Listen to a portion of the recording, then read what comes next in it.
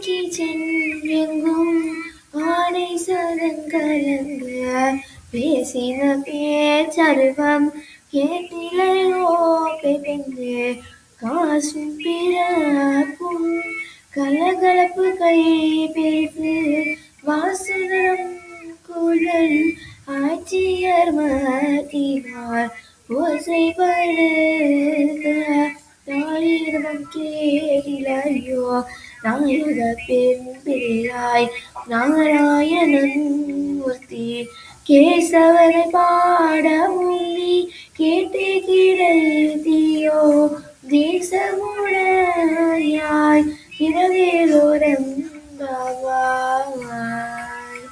கோதை, உன் திருப்பாவை கேட்க இனிமையாக உள்ளதே. இதற்கு பொருள் கூறு.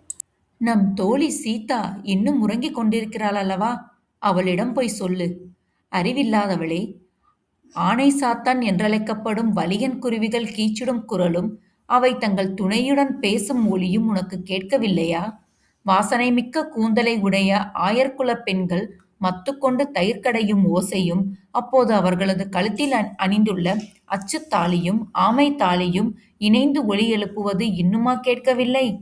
எல்லோர்க்கும் தலைமை ஏற்று அழைத்து செல்வதாக சொன்ன பெண்ணே, நாங்கள் நாராயணனான கேசவனை புகழ்ந்து பாடுவது உன் காதில் கேட்கும் உறங்கும் மர்மம் என்ன? பிரகாசமான முகத்தை கொண்டவளே, உன் வீட்டுக் கதவை திற.